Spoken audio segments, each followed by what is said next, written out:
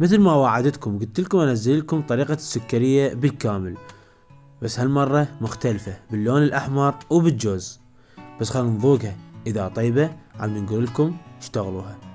اي والله طيبة، تعالوا على الطريق حبايبي. اول ما نجي نخلي كيلو 800 مبروش، رشة بسيطة من الصبغ الاحمر، 1 خاشوقة مال اكل نكهة الجوز الهند، 1 كيلو عجينة السكري. بعد ما خلطنا المواد كلها درنا شيرة لحد ما وصلنا العجنة اللي احنا نريدها، وهاي السكرية اللي انا استخدمتها.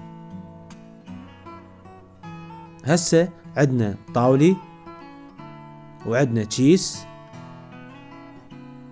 وعندنا مي نخلي بيه دهن زيت شوية. هسه حبايبي نلبس الجفوف.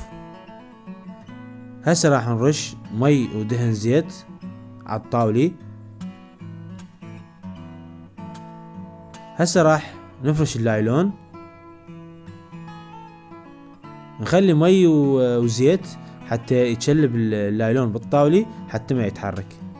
هسه راح هم نخلي المي والدهن والعجنة هنا عندنا كاملة.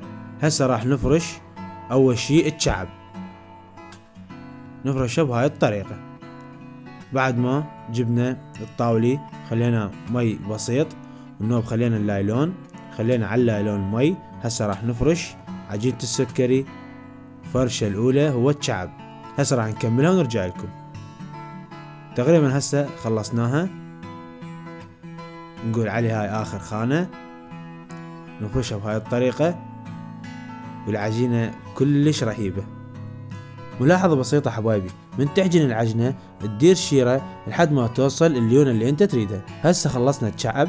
هسه راح نجيب الجوز جهزينه كامل كيلوين. خلينا له 4 خواشيق مال اكل شكر و1 كوب شيرة. نخلطه بهاي الطريقة نشوفه متلابس. هسه مضبوط. هسه حبايبي نجيب السكرية راح نديره بالطاولي، وهسه راح نعدله نخليه بمستوى واحد، مو ناس عالية وناس ناصية، لا لازم بمستوى واحد يكون. هسه عدلناه. هسه راح نقع ايدينا بالمي والدهن. هاي لازم يعني نخلي يمك الطاسة او سراحية. وهسه راح ندوسه. بعد ما دسناه راح نجيب الشبك ونشيبكه. وهسه مضبوط. بعد ما دسناه بدينا وشيبكناه، هسه راح نجيب عجينة السكري ونفرش الوجه. وشوية يعني الوجه رايد له تعب، مو مثل الشعب.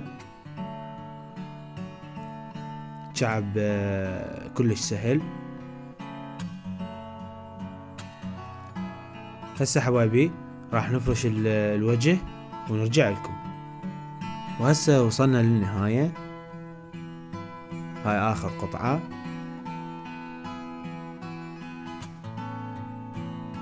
هسه بعد ما خلصنا الوجه، هسه لازم ننقع ايدينا بالمي ونقوم نفرك نعدلها نسويها بمستوى واحد. وراها راح نجيبنا مبروش وخلينا المبروش فرشناه. لازم المبروش يكون وسط، مو خشن ولا ناعم. بعد ما فرشناه هسه راح ندوسه حتى يلزم بعجينة السكري. وخلصت عندنا هنا عجينة السكري. طريقتها كلش سهلة وبسيطة. هسه راح ننزلها بالمجمدة 12 ساعة ونرجع لكم.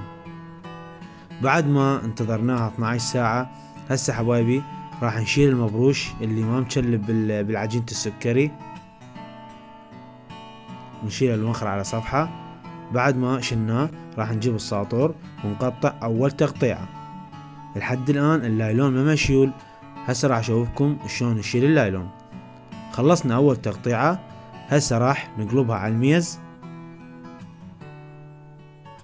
نشيل الطاولي ونوخر اللايلون. شوفوها شلونها الا تخبل. هسه راح نخلي مبروش على الشعب حتى ما يلزق بالطاولة من الصفطة. شوفوها شلونها غير تخبل. هسه حبايبي راح نقطعها. شوفوها تخبل. ان شاء الله تنال اعجابكم.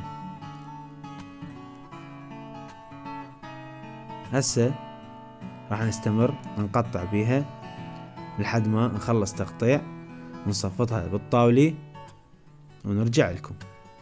حبايبي بعد ما قطعناها وصفطناها وهذا شكلها النهائي، طلعت تقول ورد جوري إلا تخبل. إن شاء الله عجبتكم طريقتها، كلش سهلة وبسيطة، وجربوها وما تخسرون. ولا تنسونا بالمتابعة واللايك والأكسبلور، ومع السلامة.